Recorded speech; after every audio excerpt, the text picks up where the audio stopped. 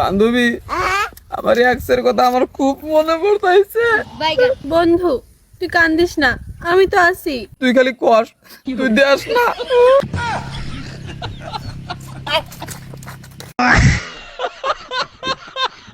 Hello Google, আমি আর আমার girlfriend যদি রাতে একসাথে ঘুমাই তাহলে কোনো সমস্যা হবে?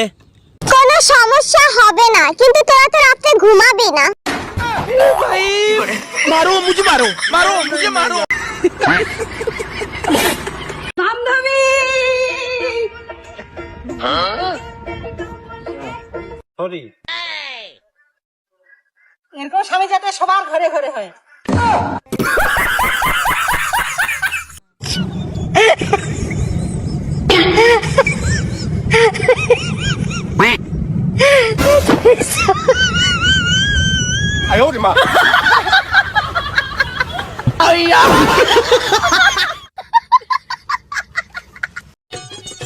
বন্ধু, নতুন শার্ট কিনলাম, কত এইটার দাম কত হইতে পারে? কত আর 200 টাকা লইছে।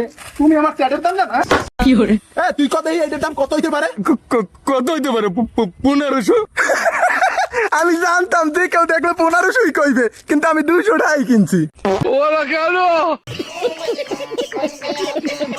আব্বা, বেটি রে, তোমার মা আমাকে সারে প্রথমে চলে গেল, আজকে তুমি চলে যাচ্ছ। জামাই বেটা, আজকে তো আমার মান সম্মান তোমাকে দিয়ে দিলাম। শ্বশুর, আপনার মান সম্মানের চিন্তা করার দরকার নাই, ওটা আমি বাড়ির যাই নষ্ট করে দেবো নে। বর সাহেব, ওইটা নিয়ে আপনারও চিন্তা করার দরকার নাই, আগে থেকে নষ্ট করে রাখছি। কি? তোমরা দুইজনই? শুধু আমরা দুজনই না, এই গ্রামের সবাই আপনার বোর বয়ফ্রেন্ড, এই জন্য তো বিয়েতে এত খরচা কম হলো, সাথে যৌতুক হিসেবে R15 পাচ্ছেন একটা।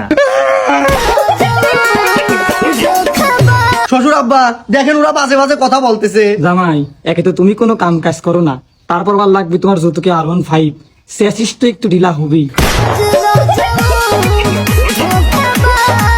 না, এই বিয়েটা আমি রাজি না, আর এই মেয়েকে আমার বউ হিসাবে আমি মানি নে। এ লটিস সাওয়াল, তুই মানিস আর না মানিস আমার কিছু আসে যায় না।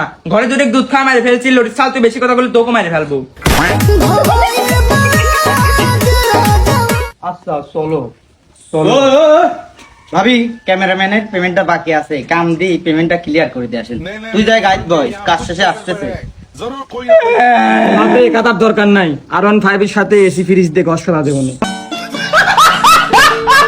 জানো আমি না তোমাকে অনেক ভালোবাসি, আমার ছায়া সবসময় তোমার সাথে থাকবে। শুধু ছায়া থাকবে আর ব্লাউজ?